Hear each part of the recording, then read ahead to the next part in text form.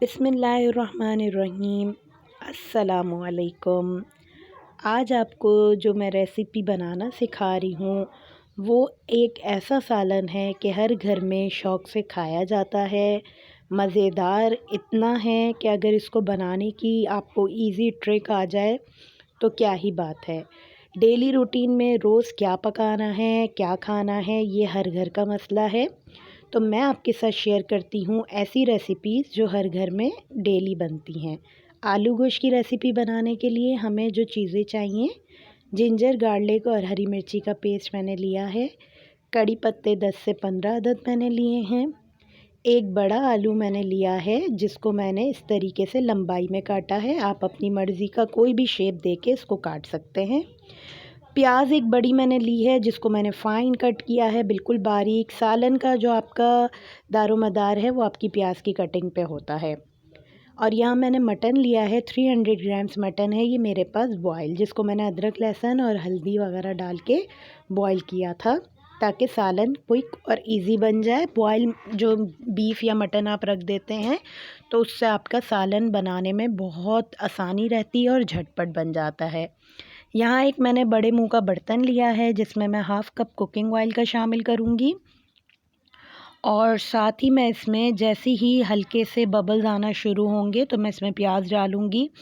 ठंडे तेल में आपने प्याज नहीं डालनी होती, ये बात हमेशा याद रखिएगा। प्याज कभी भी ब्राउन नहीं होगी और जब ब्राउन क्रिस्पी होगी प्याज तो जब भी आपकी जो है प्याज जो है वो अच्छे से सालन में घुल जाएगी और शोरबे में नज़र नहीं आएगी। यहाँ मैंने प्याज डाली है, आधी मैंने डाल दी थी, वो क्लिप मिस हो गया है। अब मैं पूरी इसको डाल के आपको दिखाती हूँ और मैं इसको अच्छे से फ्राई करूँगी। आपने देखें सालन की प्याज जितनी बारीक होगी इतना ही आपका सालन भुनाई अच्छे से होगा और अच्छे से टेस्टफुल होगा।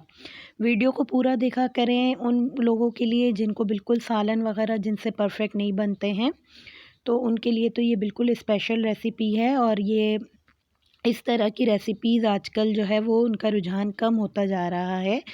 तो मेरी कोशिश है आपको डेली रूटीन में बनने वाले खाने ज़्यादा सिखाऊं। तो यहाँ पे प्याज हमारी अच्छे से ब्राउन हो गई है, क्रिस्पी ब्राउन करनी है आपने और बिल्कुल brown, dark brown colour, black जैसा नहीं करना, नहीं तो आपके सालन का टेस्ट ख़राब हो सकता है। आपने इसको गोल्डन ब्राउन ही रखना है ताकि जो है आपके सालन का कलर और फ्लेवर दोनों अच्छा आए। जैसे ही हमारी प्याज इस कलर में चेंज हो जाएगी तो फिर हम इसमें बकाया मसाले वगैरह डालना शुरू करेंगे। तो सबसे पहले इसमें हमेशा की तरह मैं इसमें डालूँगी अदरक लहसुन का और हरी मिर्ची का पेस्ट, जो कि मैंने आपको दिखाया था स्टार्ट में। 2 चाय के चम्मच मैं इसमें शामिल करूँगी और अदरक लहसुन को प्याज के साथ मिक्स करते हुए अच्छी तरीके से पकाऊँगी ताकि जो है इसकी जो भी स्मेल वगैरह हो वो ख़त्म हो जाए। थोड़ा थोड़ा पानी हम इसमें डालते रहेंगे ताकि जो है हमारा सालन जो भी हम बना रहे हैं वो नीचे से लगे ना। अब यहाँ पे मैंने इसको अच्छे से भुनाई कर ली थी और इसको अच्छे से मैंने प्याज के साथ पका लिया था जिससे इसमें कोई भी स्मेल वगैरह नहीं है। अब आपने भी इसी तरीके से पकाना है।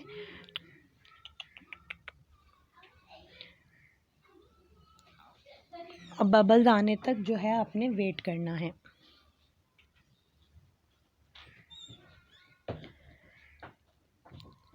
अब यहाँ पे आपको नज़र आ रहा है हमने मसाले ऐड करने हैं। यहाँ पे मैं 1 टीस्पून रेड चिल्ली पाउडर का शामिल करूँगी क्योंकि हमने हरी मिर्चें भी इसमें शामिल करी हैं, तो इसीलिए लाल मिर्ची कम डालेंगे। यहाँ इसमें तकरीबन 2 जो है वो हरी मिर्चें भी होंगी पिसी हुई, तो इसीलिए हम अगर लाल मिर्ची का पाउडर ज़्यादा डाल देंगे तो आपका सालन खाने के काबिल नहीं रहेगा।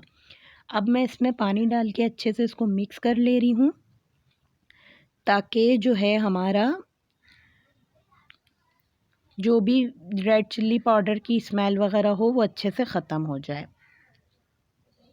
और अच्छे से इसको मिक्स करना है। आपको दिख रहा है प्याज बिल्कुल हमारी घुट गई है और बहुत ही अच्छे से मिक्स हो गई है ये इसमें। अब यहाँ पे इसको हम मिक्स कर लेंगे अच्छे से। अब मैं इसमें शामिल करूँगी 1 पिंच के करीब हल्दी, क्योंकि हल्दी हमने गोश्त बॉयल करते वक्त उसमें शामिल कर दी थी तो इसीलिए हमें ज़्यादा हल्दी की ज़रूरत नहीं पड़ेगी। और इससे फ्लेवर भी अच्छा आ जाएगा और कलर भी अच्छा आ जाएगा। इतनी जो बस 1 पिंच के करीब हल्दी बहुत होगी इसके लिए। और इसको अच्छे से मिक्स कर लेना है आपने।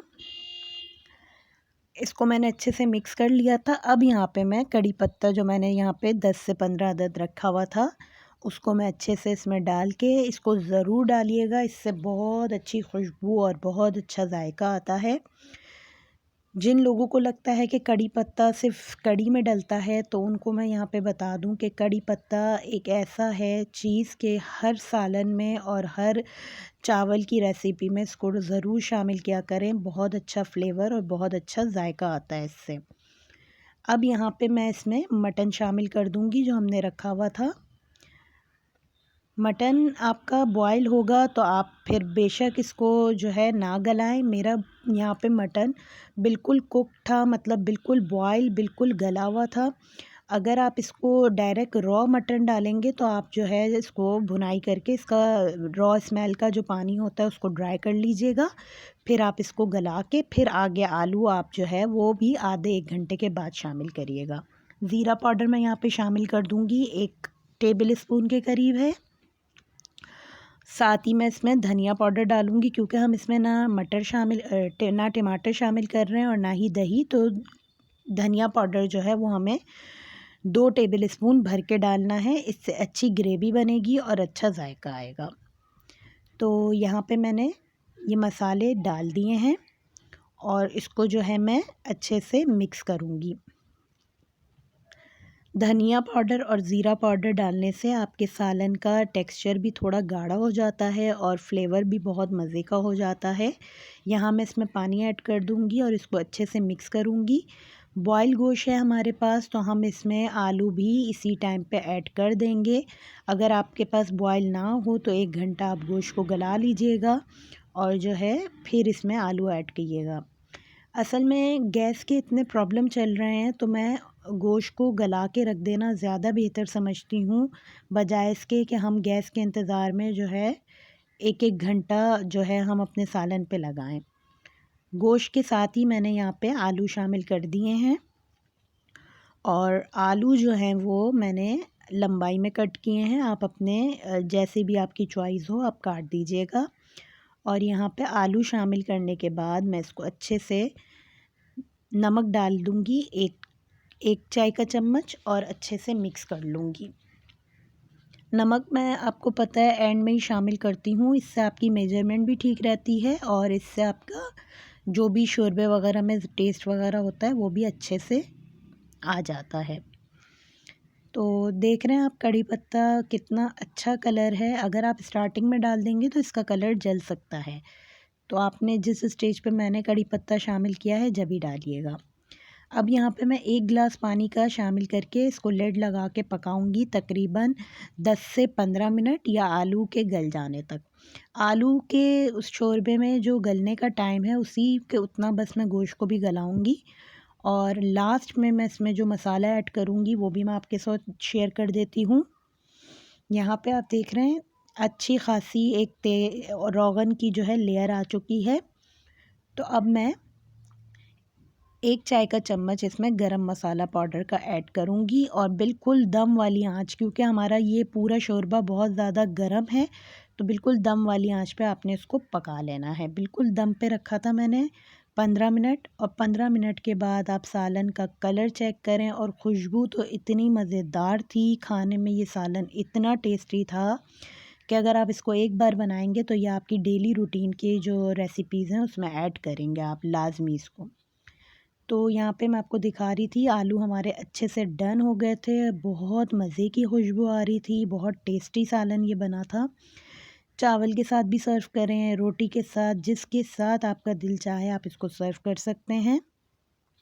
यहाँ मैं आपको इसकी फ़ाइनल प्रेजेंटेशन दिखा रही हूँ कि कितनी ही कोई अच्छी ग्रेवी और कितनी ही अच्छे टेक्सचर के साथ ये हमारा बना था। बिल्कुल आप बाहर होटलों में खाते हैं जैसा, सेम उसी टाइप का है, बल्कि उससे भी अच्छा बना है ये। आप इसको ज़रूर रेसिपी को ट्राई कीजिएगा इसी मेथड के साथ जिस तरह मैंने आपको सिखाया है। तो यहाँ पे मैं आपको सर्व करके दिखा रही हूँ। 6 पर्सन्स की सर्विंग के लिए ये बेस्ट है इतनी क्वांटिटी।